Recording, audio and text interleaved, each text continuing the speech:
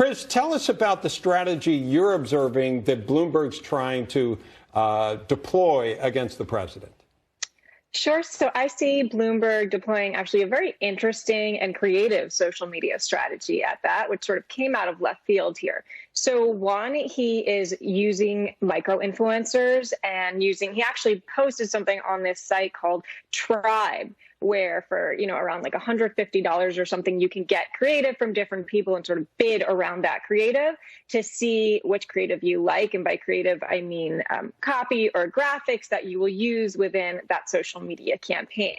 So that's part one. Part two is, again, utilizing influencer marketing and also utilizing memes. So he's done deals and brokered deals. Obviously, he's paying much more in the thousands of dollars for that sponsored content, but so much so that Facebook changed, the rules around advertising and branded content when it comes to politicians doing meme and sponsored content on these platforms, which has sort of started a debate in and of itself. So I think what Bloomberg is doing right here is that he's creating content that works for each platform, which is something that I haven't seen Trump's strategy doing in as much of a creative way, to be honest. Chris, you mentioned memes and influencers, but can you really break down what audience this is reaching? Who are seeing these advertising campaigns?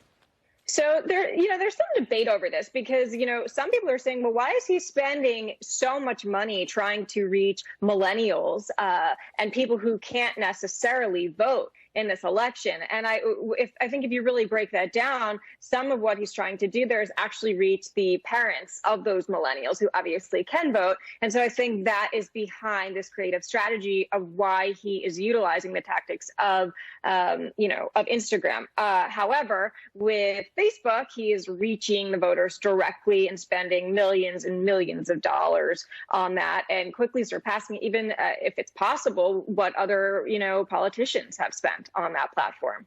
And how would you describe President Trump's strategy as far as using social media? I mean, we've all seen the tweets that come out directly that any of us can read, and it gets a lot of coverage. But an overall strategy, how do you observe that? So I think the main difference here that Bloomberg is deploying is humor in his strategy. It's this ability sort of to make fun of himself a little bit more. I know that they did that with that tweet as part of Bloomberg's campaign, which was, can you spot Bloomberg, in this meatball, right? I don't think that's necessarily something that we would see coming from Trump's social media team. However, of course, Trump has changed the political landscape forever when it comes to social media marketing, and he's a pioneer in that. So I want to give him credit for that. But I think, being a little bit more self-deprecating in this is, taking a play out of what Bloomberg is doing. And I think that served him well so far. But at the same time, Bloomberg has hired people, comedians. He's getting, influence and speaking with staff to tell him what to post and what to say. And yet everything that President Trump has sent out via Twitter is very authentic in himself. How do you think Bloomberg will play when he's actually on a debate stage? Do you think we'll see the same humor?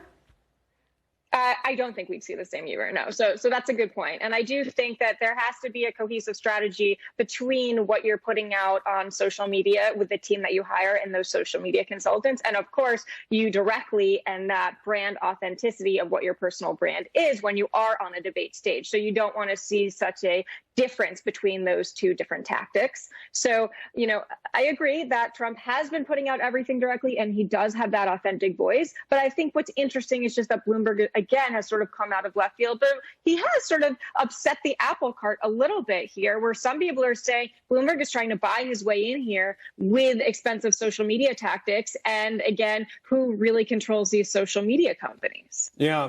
One final question. I have about half a minute. The things that Bloomberg, what he's doing online is creating awareness. So how do we know whether that will translate to action? Yeah, that's a great point. So we don't know yet. I mean, we would know in terms of conversion metrics on the back end if we could take a look at that. That's how we would know. And obviously, we would know at some point if he, got the votes needed and if he moved further along in this process. So that's really going to be the best telltale sign. It's a little bit too early to see that now. All right, we'll wait for it. Chris Ruby of Ruby Media, thanks for joining us.